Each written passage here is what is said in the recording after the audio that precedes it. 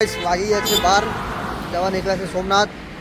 તો એક સરસ હોટલ આવી છે તો હોટલે ઊભા રહ્યા છે તો આ હોટલે જમી લઈએ। આનંદ એક ખાવાનું નહીં થોડા પેલો ભાઈ આવે હર્ષજી ઠાકોર આવે એ એવું કહે છે કે તીખું લાય ખાવું મારે તીખું તો એને કે ઢોસો બોસો બનાવી દેવાય તો બતા રહો લે जय हर्षित माँ आनंद तरफ हर्षित माता जो मुंह ऊपर नहीं जिला तो ना फोटा ऊपर है मम्मी वो ना ऊपर है तारा फोटा भी ऊपर से पड़ाया था माता तो नहीं जा रहे हैं बंद चल आता ना माता बंद तो नहीं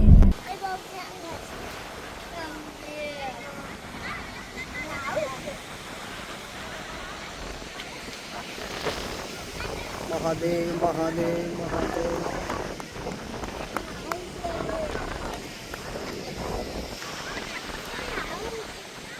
तो गाइस आज से हर्षित माता थी 1 किलोमीटर दरियो जो शक्ति माता हर्षित माता कहवाय है ये आ दरियो से आज से हर्षित माता थी लगभग 1.5 किलोमीटर एक ब्रिज है दरियो बहुत सारो ब्रिज है અને બ્રિજના સામે એક શંકર ભગવાનનું મંદિર છે આ છે શંકર ભગવાનનું મંદિર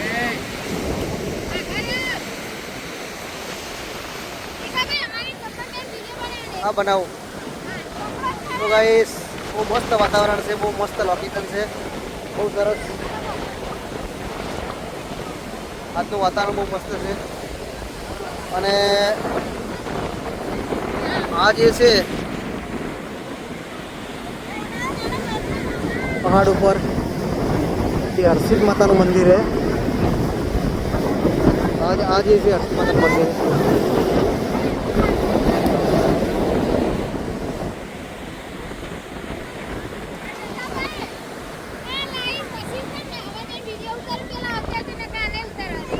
એવું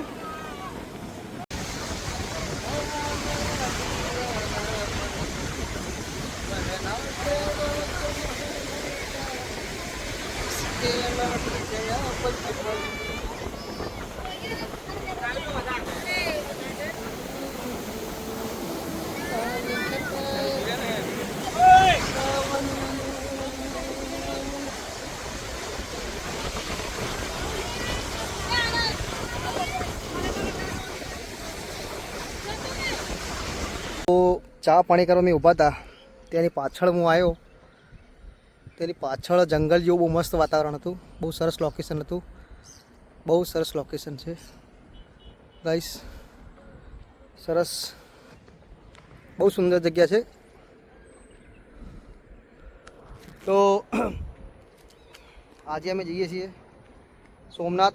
સોમનાથથી જવાના છીએ જુનાગઢથી બગદાણા ઊંચા કોટડા દીવ આ બધું આયોજન છે 2 ગાડીઓ છે અને અત્યારે અમે હોટલમાં ચા પાણી કરવા ઉભા રહ્યા છે તો એની પાછળ તમે જોઈ શકો છો બહુ સારું લોકેશન છે તો મેં કીધું લાવો। તો ગાઈસ આપણે સોમનાથથી લગભગ 140 કે 50 કિલોમીટર આપણે આવ્યા છીએ માધવ બ્રિજ જો હાઈવે પર જ આવે છે બહુ સારો બ્રિજ છે તમે જોઈ શકો છો આ બ્રિજ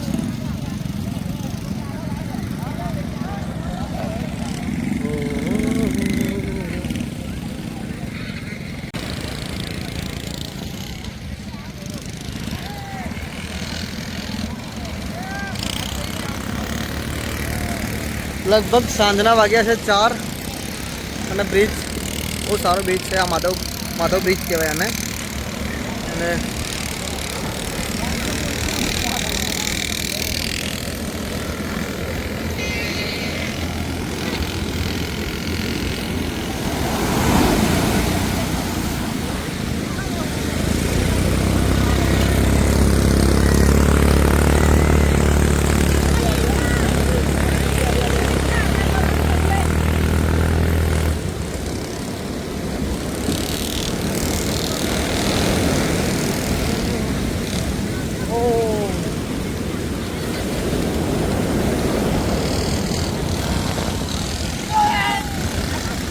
सुंदर लोकेशन બહુ સારું લોકેશન છે.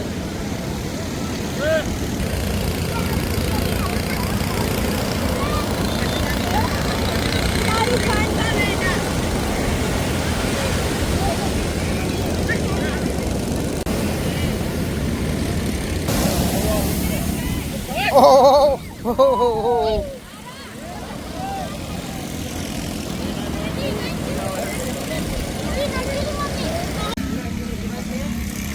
આનંદ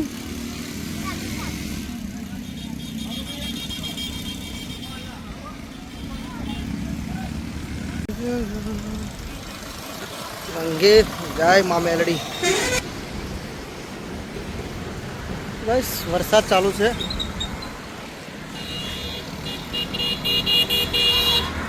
આ છે માધવરાજ બીચ. છે ચા. એ હડો ચા પીવા લે. કેટલા થયું? આ છોકરો માટે અહીંથી જ લઈ લઈએ બધું. હા, લઈ લો.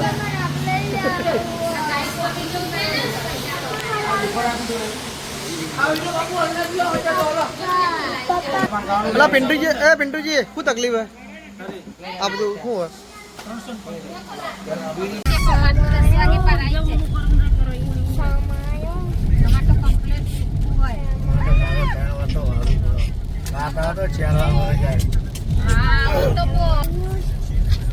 કાલ તો મજા આવી જા. તો ગાઈસ આ છે સોમનાથનું મંદિર. અમે સોમનાથ આવી ગયા. હું નથી ગયો, મારી ફેમિલી ગઈ છે. અત્યારે હું આવ્યો છું દરિયા કિનારે. સોમનાથનો જે બ્રિજ દરિયા કિનારે કહેવાય ને ત્યાં આવ્યો છું. તો આ છે સોમનાથ. બહુ મસ્ત વાતાવરણ છે અને વરસાદ પણ છે બહુ સરસ. હરજી તો ગાઈસ આજે અમે પહોંચી ગયા સોમનાથ. દર્શન કરવા નથી ગયાનું કારણ કે બહુ ગર્દી છે. દર્શન કરવા અમે નથી ગયા, પણ બાકીના જે જવાના તે બધા જ્યાં, હું તો નથી જ ગયો એમ. અને આ જે સામે દેખાય છે એ સોમનાથનો દરિયો છે. બહુ મસ્ત પાણીના મોજા આવે છે. વાતાવરણ બહુ સરસ છે કારણ કે વરસાદ આવેલો તો હાલ તો નથી, પણ વરસાદ જે આવેલો હતો ને એના કારણથી વાતાવરણ બહુ સારું છે. તો ગાઈસ આ જે અમારો ભાઈ એક પાછળ વિડીયોમાં આવવા માગતો નથી એનું કારણ છે કીધા જેવું નથી એટલે નહીં કહું, પણ સુપર લોકેશન એન્ડ સુપર વાતાવરણ છે. Nice look. આ છે મહાકાળી માતાનું મંદિર અને આ પાછળ ધર્મશાળા આવે અરે પાછળ કઈ મંદિર મને ખબર, લગભગ બજરંગબલીનું હોય. તો આ છે મહાકાળી માતાનું મંદિર. આ છે સોમનાથનો દરિયા ઝોલા. આજે વાતાવરણ બહુ સારું છે, એકદમ ઠંડુ. તડકો બિલકુલ નથી. લગભગ કાલે તો વરસાદ હતો. સામે દેખાય ને સોમનાથનું મંદિર છે. હા, મહાદેવનું મંદિર. સોમનાથ મહાદેવ હર.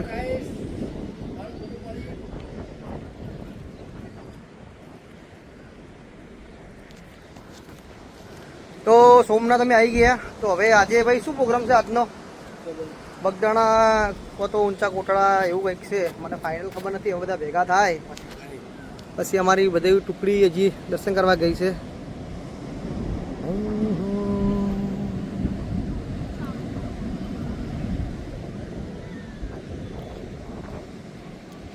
હર્ષદજી પલોડિયા.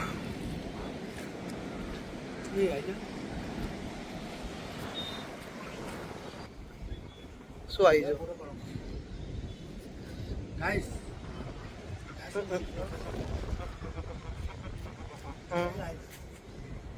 तुमच्या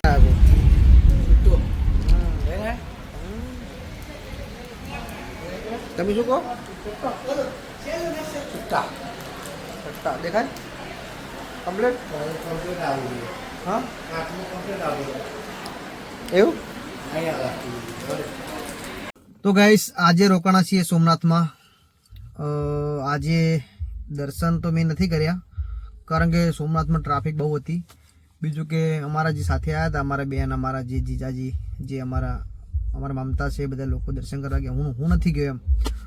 તો આજે સોમનાથમાં રોકાણા છીએ. ટ્રાફિક બહુ છે, હોટલના ભાડા પણ વધારે છે, જે 5,000 સિવાય ઉપર કોઈ રૂમ જ નથી ગાઈસ. બીજું કે કાલે અમે જવાના છીએ જુનાગઢ, સોરી સાસણ, પછી દીવ, પછી બગદાણા, ઊંચા કોટડા, રાજપરા, ખોડિયાલ, પછી જવાના છીએ. પણ હવે તકલીફ એ આવી છે કે વરસાદ અત્યારે અહીંયા વધારે છે.